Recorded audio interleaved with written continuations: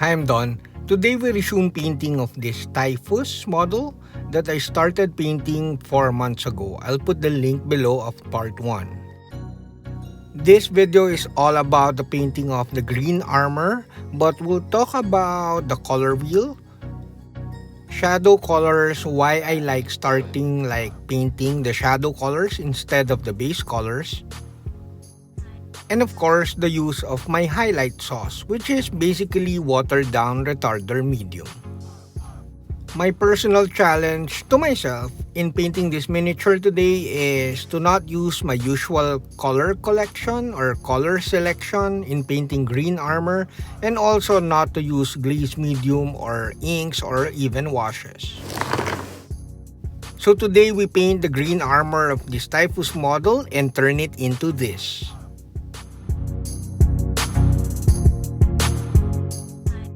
Hi, I'm Don. Welcome to my studio. This channel is supported by all these brands. This video is potentially my most boring video to date. As usual, we're painting with my red grass wet palette and some Vallejo colors.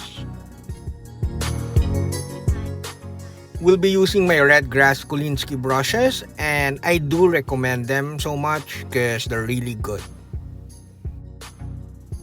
Like I always say, you can use water to thin down your paints, but I prefer my mediums. Now let's paint. Shadow color. Let's talk about shadow color first. I'm using Scurvy Green for the shadow color of our Green Armour today, and let's talk why I really like painting the shadow color first instead of the base color. For long-time subscribers, you all know that I'm really a Gunpla modeler or Gunpla builder, and I'm just pretending to be a miniature painter. I think it's been exactly just 1 year since I took miniature painting a bit more seriously. So anyways, after a year of painting miniatures, I'm kinda more comfortable and more confident in painting minis.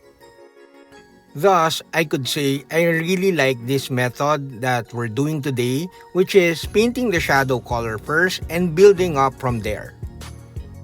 The usual way of painting a miniature, or at least the tabletop level quality of painting miniatures, is painting the base color or the most dominant color and then doing lazy wash or washes, may it be oil paint washes or acrylic washes or citadel washes, which is also acrylic, and basically doing more base color after the lazy wash and then highlighting. So through the first year of painting miniatures, I grew away from using too much washes, and I'm kinda learning and getting more comfortable in just painting basic layering or even dry brushing. But the point is I don't do so many washes anymore, which was like when I started painting miniature, I was so dependent on using washes. Oh, don't get me wrong, washes are great. It's just that I try to be independent from using too much washes or even oil washes, which I enjoy once in a while. But I do find it like I can't really control washes as much as I want to. And for acrylic washes, it's kind of tedious to make sure that you don't have coffee stains. And for oil washes, it's kind of a hassle to clean it with cotton swabs because you end up with tiny fibers that you have to clean afterwards. Thus, I prefer painting the shadow color first because the shadow color will serve as the shadow. You could use different colored dark browns. In this one, we're using dark yellowish brown for the underpainting or the shadow color of the white wraps or leather straps and stuff. Also, this is our shadow color for the skull and all of the horns and spikes and stuff. So you could use like dark sea blue as shadow color and different dark browns as shadow color. Purple is also nice, especially for like skin, and all of those will work well. You could even just dry brush a dark brown color over a black prime model and that will be your shadow color.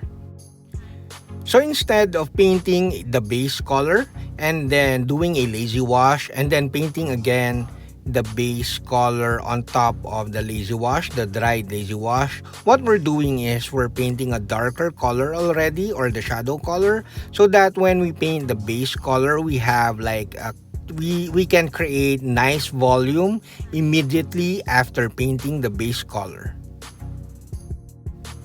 I feel that painting the shadow color first and then building up with the base color and then highlight colors gives me the most control rather than applying a lot of washes.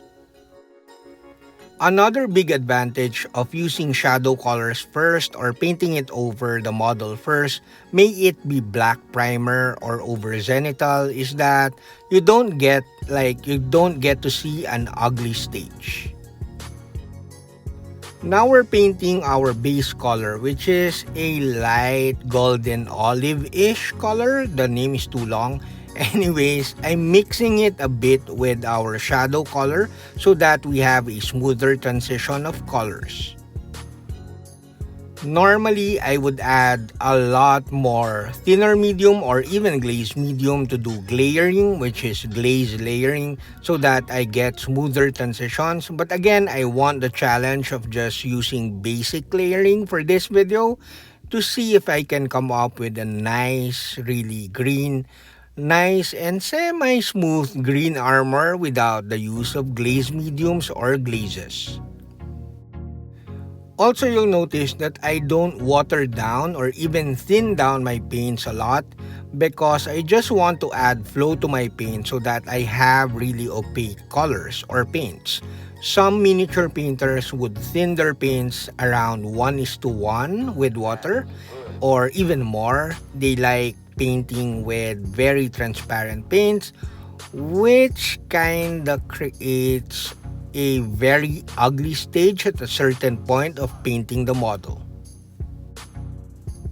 I must admit that the painting method used in the painting in this video is kinda Serio Calvo method, which is painting with transparent or now painting with very opaque paints.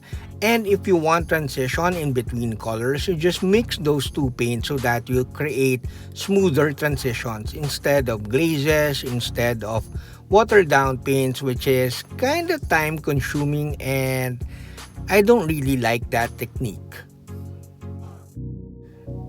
I saw a couple of videos like painting over black primer, painting red over black primer with thinned down or watered down red paint is like it's a waste of time in my opinion. Simply put, if you water down or thin down your paints too much or at least 1:1, you kinda create semi-transparent paints and building them up into good coverage or full coverage is kinda frustrating, especially for beginners or people that are new to painting. For example, red or painting yellow is the perfect example. Instead of painting red over black primer or even zenithal, it'll take you around 2 to 3 thin coats to have a full coverage of the red color. So instead of doing that, use a darker shadow color. I usually prefer cavalry brown as my shadow color for reds, and you'll paint it in one coat. And then after that, you could paint the red on top of the cavalry brown and you'll have nice coverage every time and you won't have an ugly stage. You can see in the video here that since we mix our base color, which is golden olive-ish, with our scurvy green shadow color, our base color is starting to become our pre-highlight color. By pre-highlight color, I mean you're kind of painting the edges and areas of the armor where the highlights will be later, and thus I call it kind of pre-highlight color. And also you see that we're not getting any ugly stages because we're painting with very opaque paints. You can also now clearly see the effect of our shadow color in the video because our scurvy green, we're leaving areas of scurvy green on the armor parts around the bottom areas of the armor, and we're creating more volume by building up our base color on areas where the highlight should be. Now, how do you determine what shadow color or base color or highlight color would you like to use? So now let's talk about the color wheel.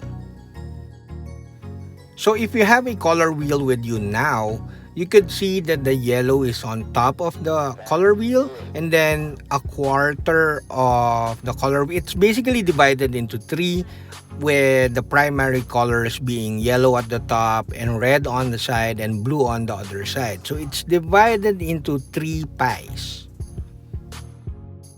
By three pies, I mean yellow to red to blue, and blue to yellow. The safest way to create or the simplest way to create a shadow color is to mix a bit of black and to mix white to have a highlight color. The better option is to mix the color directly on the opposite side of that color. For example, if you want to create a shadow color, you mix yellow with purple or blue violet or blue red, and you create a nice magenta-ish shadow color for yellow. In that way, instead of just mixing black, you create more color depth. However, mixing complementary colors and tertiary colors and stuff like that deserves another video. Another better option, or other than mixing black to create shadow color and mixing white to create highlight color, is to maximize the color wheel pie that I talked about earlier. Utilizing that pie or that quarter of the color wheel is like a very simple option, and yet you create very nice color depth. Like for example, you're painting yellow or orange. A good highlight color is obviously yellow, and shadow color is obviously red because they're in the same radius of the pie, which is yellow to red. Going back to the video first, as you can see, we're kind of blending our layering. Basically, I'm mixing like a certain part of the mixture and using that to blend the colors instead of glazing. So in the painting of this green armor, we kinda utilize the blue to yellow spectrum in the color wheel. However, I selected a bluish green, scurvy green as shadow color. And then instead of using like a yellowish, light yellow paint as our highlight color, we kinda went back to using pale blue, but we use green as our base color, or yellow green as our base color. So basically, our selection of colors for this armor is within the blue to yellow color range in the color wheel. Now we paint the highlights. Again, as I've said, we kinda chose the spectrum of colors in the selection of the paints used in this green armor from blue to yellow, that range of colors that you see in the color wheel. So instead of using ice yellow or any light colored yellow as our highlight color, I kinda decided on using a pale blue color as our highlight color because that kinda matches the Death Guard armor, which is not too vibrant and a bit more like desaturated. That's why I chose pale blue. Oh, by the way, we're using my highlight sauce, which is basically a watered down retarder medium. I use it to semi-thin the paints, roughly around 6 parts paint to 1 part highlight sauce, and it kind of maintains like the nice consistency that you need for painting really fine highlights. Again, back to the color wheel. So if we are painting a troll skin, for example, and we want to utilize, like, to give our painting more color depth, we can utilize the blue to yellow color range, and we could use blue or dark blue as our shadow color, or even blue green, and then our base color is green or yellow green, and then your highlight could be ice yellow or yellow. So you kind of utilize three colors already, and thus you create more color depth instead of just adding a dark brown air, or simply adding black to the color, or adding like white to the color to create highlight. So it's important to create more color depth and utilize the color wheel efficiently or effectively, so that you create a nice color scheme. Now going back to our video, again we're using my highlight sauce, which is very helpful in my opinion, especially for me because I live in the Philippines and it's very hot and humid here. And adding retarder medium, a little bit of retarder medium to water, will help me like keep my brush wet, and you won't experience like dry brushes when you're painting tiny highlights and edge highlighting. It's kinda like it takes a lot of mastery of using a fat brush to like paint eyes and highlights and scratches on a model. So it's easier, like for this one, we're using the 02 brush from Redgrass, which is the perfect size for detailing, like painting scratches and painting edge highlights. And it's perfect for painting the eyes also. And if you don't use the highlight sauce, you kind of get like a dried brush, or you get dried paint on your detail brush, which is very frustrating because you have to scrape it off with your nails and clean it up every time. And if you clean it with water, your brush gets wet, and if you dip it on your paint, you like ruin the consistency of your highlight or edge highlighting paint. And you kind of experiment again and add a bit more paint or add a bit more water, so that you come up with the perfect consistency of painting edge highlights. So the two advantages of using the highlight sauce is that you don't get to have dried paint on your detail brush.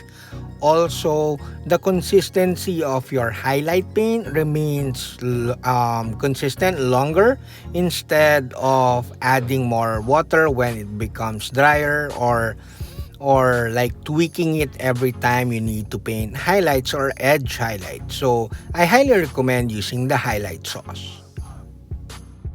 Oh, by the way, another advantage of using the highlight sauce or a thinner medium rather than just using water to thin down your paints, thin down paints using water or watered down paints are very runny, and much like washes, they tend to like run straight to the ferrule or the metal part of your brush if you accidentally like load too much paint on your brush, and eventually in the long run this will ruin your brushes. However, even if you're thinning with mediums or highlight sauce, you still need to wick your brush so that your brush won't be too loaded when you paint it over the model. Now we are about done. If you like the video, this very long format, do give the video a thumbs up. I think we overcame the challenges of like using or not using inks and washes. Also, we were able to use different paints for painting the Green Armour.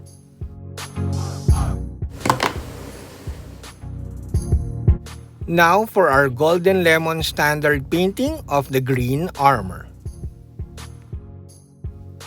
I hope you understood my explanation on how to choose a better shadow color and a nicer highlight color instead of just mixing black or dark brown to create shadow color and mixing ivory or ice yellow to create highlight color. Again, I hope that you like this long format because it will help me with the monetization of my YouTube channel. Also, if you like a dedicated video on like the color wheel, do comment below. That's it, Pansit. That's it, we're done. I hope you liked the video. Do like, comment, subscribe, and consider joining the channel so that you'll be part of our Discord community. Saludos!